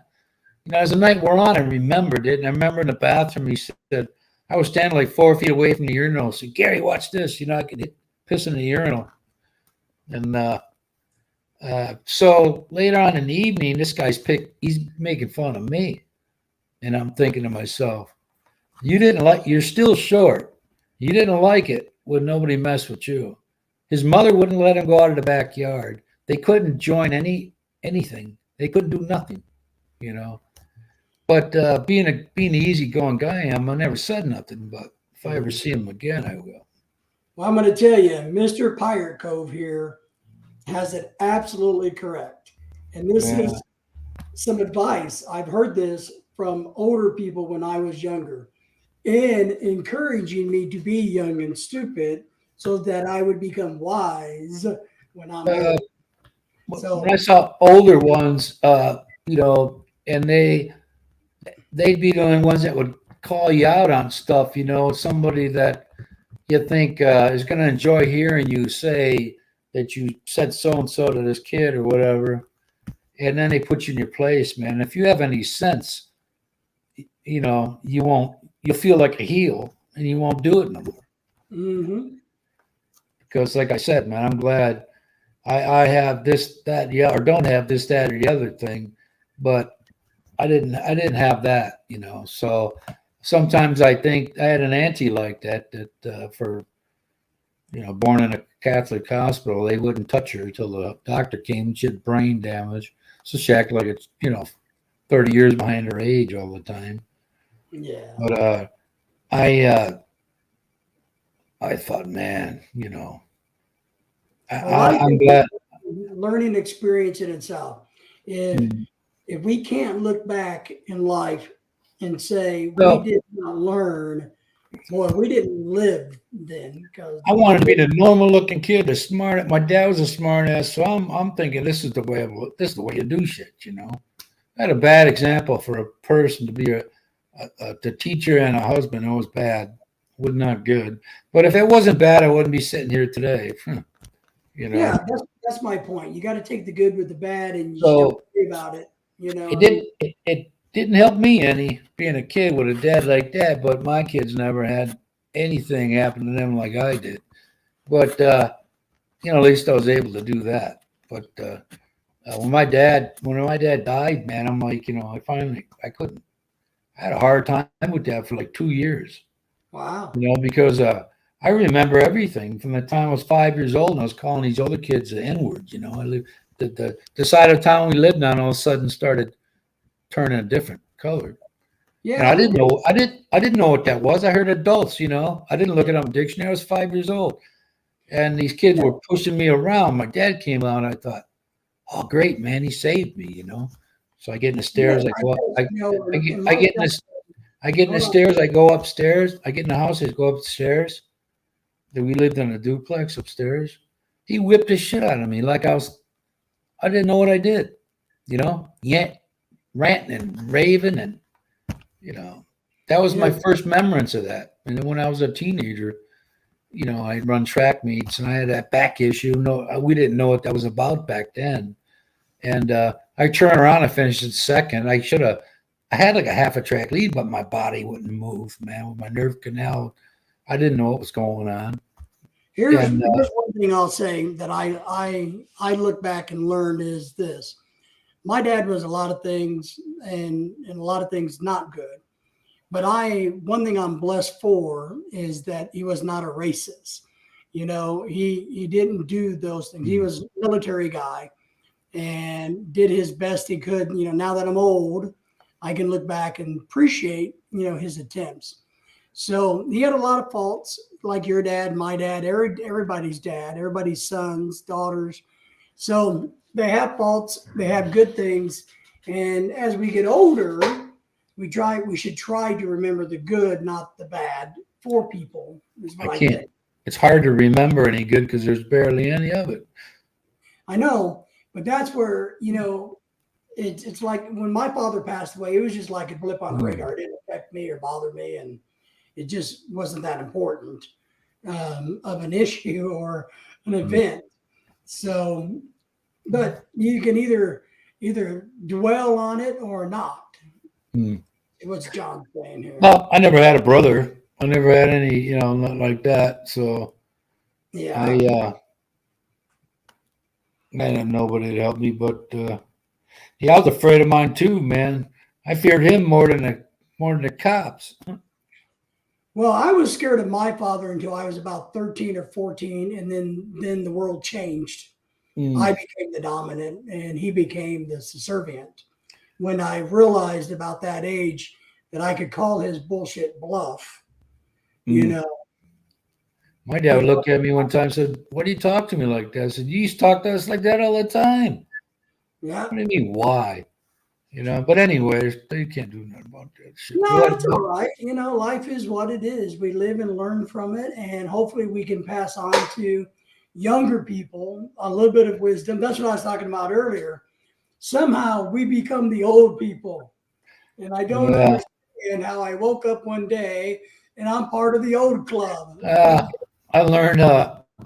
I hear things from my mother didn't know before, which would have had me understand a lot of things, you know. But if I'd heard them back then, I would have. My dad only wanted 2 kids, and after my oldest sister's born and me, then they had 2 more. So my dad was pissed because his master plan was out the window. So me and my oldest sister, we were the ones that took the brunt of everything. The other 2, they didn't have it happen like it did to us, you know. So you know, it made sense after the fact, but you know, I mean, you can't treat somebody like shit for a long time, and all of a sudden you do something nice, everything's square, you know. No, I would agree with that. I think, and I'm the same way. I think most people are, and I think you know when I don't know. I To was smoking a Duke. My dad didn't know what it smelled like, and my sister's first husband, which he's on YouTube, by the way, but he's been married like 4 or 5 times now. But my brother-in-law's mother was over, and there was this vent. My room was built after the house, you know, in the attic, long yeah, time after it was built. Somebody put it in there.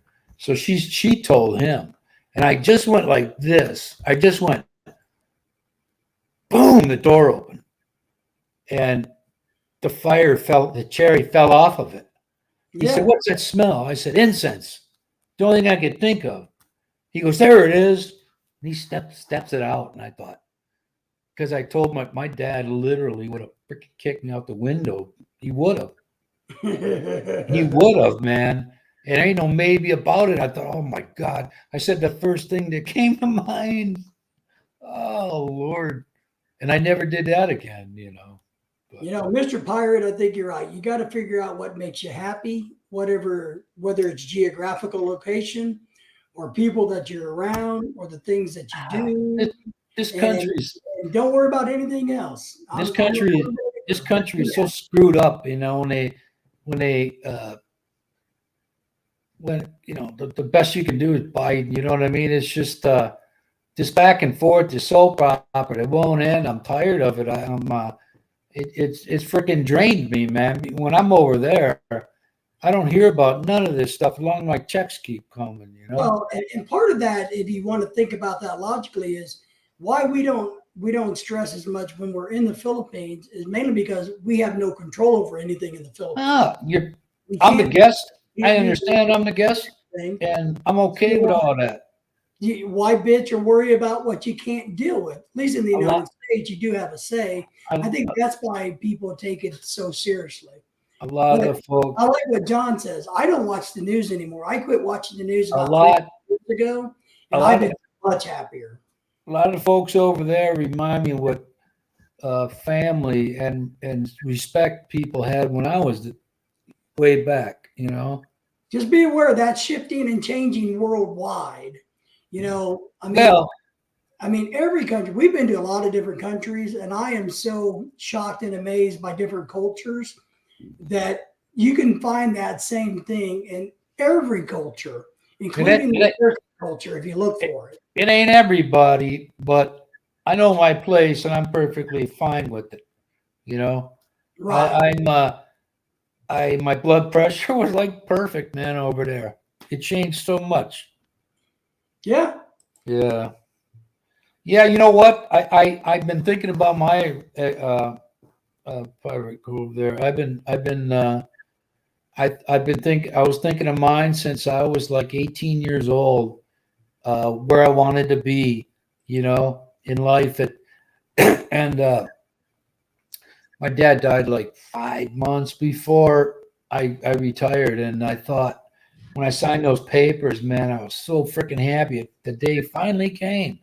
You know, and I used to think it was such a long road, and it was, but after it was all done, it wasn't anything. And I thought, who can I go tell? You know, yeah, that'd be cool. Me and my dad are retired at the same time. And, you know, then I realized I forgot that he was gone. You know, it kind of bummed me out. But I think retirement sucks. I don't know anybody else, but me personally, I hate retirement. God, it was special. It was a special day, man. Oh. I mean, if I could live on the water and hang out and just kind of mill around and go fishing, I know people think I'm crazy because I love to fish so much. But if I could spend 3 or 4 days a week out in my backyard on the lake or on the lagoon or wherever the hell, and just take the boat out and fish, then I would be happy retired. I am. You know, with all the baloney, I'm glad I am where I am right now, and I'm glad I am not younger, because I would hate to be somebody coming up right now. Yeah, it's hard. You know, I think what we have to do is find a way to keep us mentally stimulated. When I had people come on there and beg for free this and free that, I had a hard time with it because I could never get over the fact that when I was young, if you didn't have money, you didn't get on the bus. Right. That's the way it was, you know. Yeah, I don't disagree that there's a wave of self-entitlement in the world, and I do believe I grew up with the philosophy that we pay our own way in life. And that's something that's important to my wife and I, is wherever we go, whatever we do, we pay our fair share, period. No matter what anybody else does, I pay my full share. I had enough one day. I had all these people on free rides, you know, and I got tired of it, you know, and I'm like, so this one guy, the last person asked me, and I said no. And he just turned around and he walked off and he started walking. And I'm watching him walk, and I thought to myself, this guy didn't cry like a bitch like some of these people. And I called him back over. I say, hey, come on, you know, I said, you know why I'm doing this? He said, why? I said, because you didn't sit there and make excuses. He said, well, I'm a man. I got things to do, you know. And I saw him twice after that. And he still remembered me. Like 3 months later, he said, thanks again. I said, yeah, no problem, man. I get a guy right anytime, you know, after that. Just because he was willing to accept the fact that he wasn't going to get something for nothing, you know. Hey, John, were your bologna sandwiches fried with cheese and ketchup or just Man. mayonnaise and raw bologna? That's what we used to make when when the cupboards were bare, fried at bologna and Oh, man, I loved fried bologna sandwiches. fried bologna. Yeah, I do too. Reminds me of I think I'm going to buy like some tomorrow. it's like a spam white, John. but you got to put cheese on it though. If Yeah. you got cheese. Oh man, John, you got me jealous there. You're probably sitting poolside and Yeah, eating. Yeah. bologna sandwiches. We saw his house. I don't know if you saw it, David, but it's real nice. Got really high ceilings. Oh, his house, John's house? Yeah, I've seen him out there. Yeah. But no, we got to just kind of roll with things in life and find happiness where you can. And, you know, for some of us, it's doing nothing. And for others of us, it's, you know, our mind needs to stay busy. And if I can, you know, I'm glad that I learned. You know, I had to be my own teacher in observing, and I'm glad that I knew enough that I didn't want to live my entire whole life being like my dad was. You know, so I mean, yeah, I figured that out at a young age too, that if you don't want to be like the people that you're around, then you have to make a conscious choice to do that. well, So, my problem was I had to live with them. well, but you don't have to be them, and that's my point. Is No, but you have when to I'm make telling, that decision to be better. when you hear people say, just don't be like that, Mhm. and you think you're not, but really you are, because of what you've seen and observed, and how how he treats your mother, how he treats other people, how he talks, and how he makes fun of this or that. You got all of that stuff, man, and you have to make yourself aware that that's a pretty when he died, when I coached the baseball teams my kid was in, we had great success. And I was always telling everybody, because they were always telling me, oh, they wanted their kids to play for me. Because I take a team that was 4-13 to be 18-1, So, And I kept telling everybody at the bar every Friday and every time I was off anyway. And I didn't realize that I was doing that. And then after my dad died, then I was sitting here right where I am right now, and I looked to my right and I thought, you know why those people always got mad at you, because you were always beating your own horn, because nobody ever did that for you when you were a kid, so well, so what we have to do, if you see a trait in somebody that you don't like, that you know that you have, is, and I had to do this at an early age with family members, I would literally have to stop and go, am I going to say what this person would have said? Am I going to approach the situation the way that this person approached it, or am I going to take this as an opportunity to do differently? And it takes a lot of work. But well, I tell you a lot different, man. My old man would crack you, just that then they'd explain later on after you're already, So one day, my first two daughters, they were down in Texas, and one of them came up, and she was 13 at the time. And my second wife was always good to them, always. And I remembered getting cracked just because when I was a kid, So I'm sitting there and I'm listening to this. I said, you got to stop that. And it's not like I sat there and said, one more word and I'm getting up. All of a sudden I'm eating. All of a sudden I started hyperventilating, man. I put that plate down. I kept whacking her till I got tired. And I probably said more F-bombs in my whole life that one day than ever. And the windows were wide open.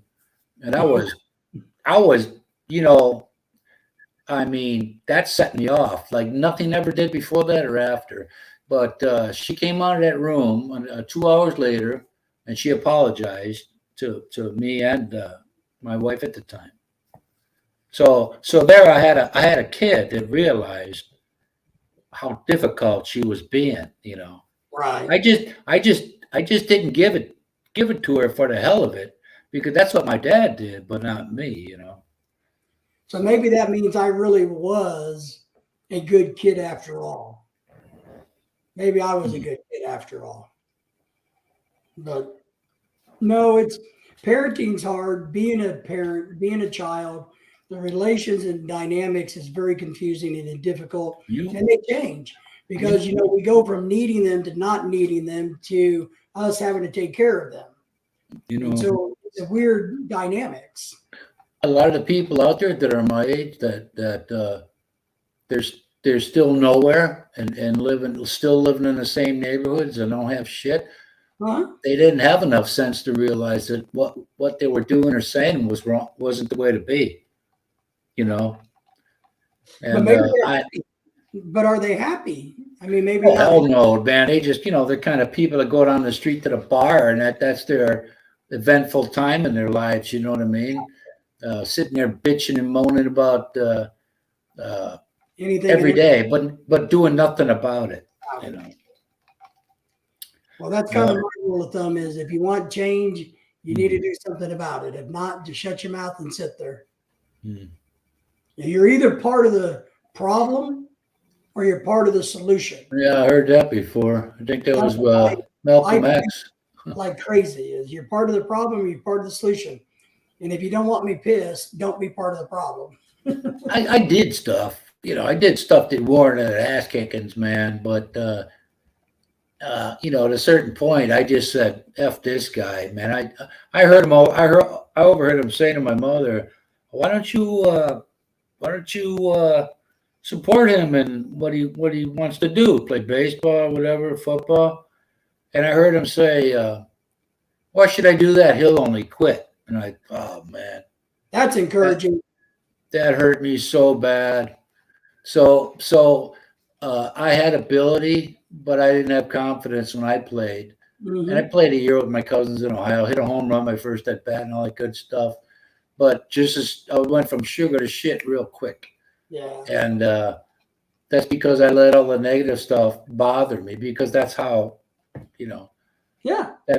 that's how I was raised and I had no support. And I lived with my cousins and it was like having brothers, they helped me out a bit, but they were way ahead of me because they knew they were courteous. The umpire called me out and I had 3 straight pitches down the middle and we all went to school with each other. And I argue with that umpire. I'm arguing. My ump says, "Coach, you better get your guy out of here." Nobody argued with the ump when they were 12 years old. Now you're the troublemaker. That's right. But I did because I was too much of a chicken shit to pull the trigger. And honestly, I could have crushed any one of those 3 balls. My eye, my eyes were like this big looking at them beautifully. It wasn't because it was fast. I didn't want the pressure to be on me, And so it says that he joined the Navy at age 17 and that put him on the right path in his journey. I'm a big believer in the military for young people. I don't have a problem with it. I used to tell my young students, go join the military and travel the world and do things and have some experiences and then go from there, John was picked on in the 3rd grade, ended up having to fight after high school, won state boxing. Like, ooh, good for you, my buddy. Wow. That's cool, man. My mother used to tell me all the time, "Don't get in a fight. Don't hit nobody. Don't hit nobody."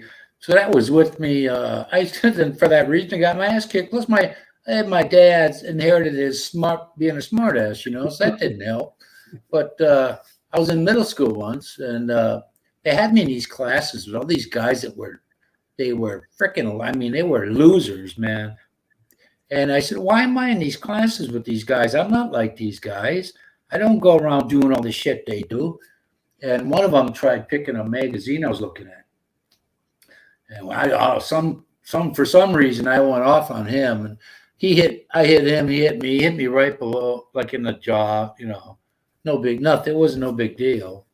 But the teacher came in, and he was mad at me because he said, "You should know better." He told me that. He didn't tell that guy that. I was like, "Well, obviously you don't know. I live in this neighborhood with people like this, you know. So if you showed them you weren't afraid, they wouldn't mess with you no more." And I'm sitting down at the principal's office. Me and him are waiting. He says, "Oh, I hope you learned your lesson." I said, "Get the fuck out of here. What do you, and he never, I hope you learned your lesson." I said, "We're talking like two old buddies there." When he said that to me, I'm like, "What do you?" Nah, he never messed with me again. And this other friend of his said he was going to jump in if he was losing. And I thought to myself, I would have loved that, Yeah. But I never had my dad say anything like, "Oh, okay, you only take this much before you do this." My mother was the one drilled it in my head. Don't fight, don't fight. I never had anybody tell me anything either way. I grew up with older brothers, and Stayed in boxing. yeah, Cool. John was a badass. But Anyway. did the whole, when I was 16, I was hanging out in the bars with my older brothers and doing the bar fighting scene. So we went down to this neighborhood gym once. It was run by this American Indian, Native American, and he was a bus driver. His name was Del Porter, and he opened it up so people would have somewhere to come do something. I guess he was pretty good at it when he was younger. So I'm in that ring, and we got the big gloves, man. Like, oh, I swore they were oversized. And my friend, and I'm in there doing this shit like I see on TV, and my friend's brother hit me one of those things. Oh man, I saw stars. So that was my thing with boxing lasted about 5 minutes. That was it. yeah, I like it. I think if you can box, I think it's one of the best exercises to get young people in. Sammy Hagar's dad was he never got the break he needed, and he was a pretty good boxer. And Sammy Hagar, who he is, right? He boxed wanting to be, his dad maybe thinking he could live through him, and his dad ended up being an alcoholic, and I guess he left, and he was telling the story how they were driving down. I don't know if it was in California, but he's out with his friends driving, and they see this bum, and it was his dad, Wow. and he didn't let on that it was him, That's so a trip. yeah, that kind of That would be a trip, wouldn't it? yeah. I mean, see, that guy's dad probably didn't have any backing either, but when I was coaching, a lot of kids had ability, but without confidence, that ability is nothing. Oh, I agree with that. And I would hammer it in these guys' head, man. They strike out, they're crying or get all pissed off, and I say, no, you ain't gonna let that bother you. You gonna cry to your mama, man. This isn't, they'd rather stay home and play video games, So no crying in baseball. they didn't like me being hard on it. I was more like I had more like a football coach's attitude toward them. But when we were in the minor division, we were 9-8, and then we were 15-1-1. And the following year, we were 19-1 and won the whole thing. And then I go over to the other division and have the first year as 4-13, and 18-1. And everybody was envious and jealous. I said, you got to do more than stick the kid out there, man. You got to show him stuff. You got to build him confidence. All these people, I was drafting to their rules. I did everything within the rules, but they didn't like it because I had success, and they did. Yeah. All right, guys. I've been on for an hour and a half. I think that's going to be enough for me. Almost 2 hours. What do you mean? 2 hours? All right, 2 hours. Oh, that's right. 2 hours. So, I know we went on the marble here, but thanks for coming, everybody. Yeah, we appreciate everybody. Everybody, we all know each other and respect and appreciate. So it's good to see everybody. And you have a lecture in this Friday, right? Yours is Friday. Yeah, Friday with time 5 p.m. My time 5:05. So. Yeah. So here, one last thing from John. What does John say here? I worked at 16 Montana sawmill cutting railroad ties. Wow. Yeah, that was a job. Hey, John, could you tell me while you're here about the railroad ties, what did they soak those one? Did they soak them in motor oil? They soaked them in creosote or kerosene or what? Anytime, Ken. Good to see you. Railroad ties. What are they soaked in? What did they soak them in so they wouldn't dry rot? So they wouldn't. Well, John said he worked on one, so he might know. I'm going to Google it while we're sitting here. Oops. Creosote. That's what I thought. Somebody. That's it. We had a church go up downtown, and I mean it didn't take long because those timbers that were in there were all soaked in that stuff, and they rebuilt it, but it didn't take long to go up with that stuff in there. Thank you, Mr. Pirate. All right. Appreciate you. All right, guys. Enjoy your night, and we'll see you all next time. Yeah. See you Friday. Friday. That's right.